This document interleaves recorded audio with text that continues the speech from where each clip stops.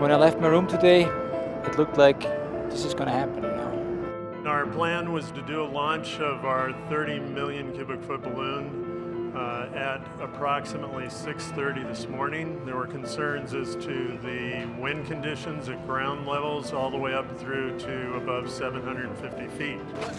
Pins out. Run. Good. It's all going to come down to the winds above the ground. We're expecting that 500 to 800 feet level winds will be the real factor on whether or not we can launch today. At 6:30, these winds were still showing that they were going to be too high for a launch, so the decision was made to delay. We delayed approximately 5 hours. And even that delay didn't create a lot of drama, because I thought, okay, if the wind goes down anyway, so launch at 11.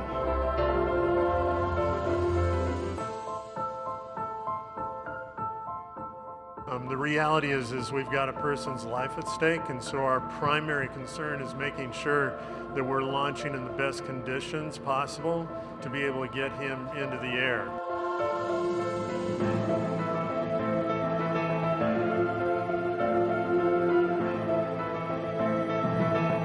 At about 11:42, we experienced a gust of wind, which I'm sure you all saw, that took us to above 22 knots at the peak of the balloon.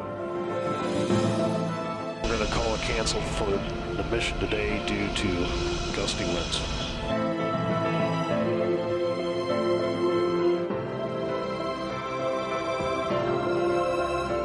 And that was a total disappointment, honestly.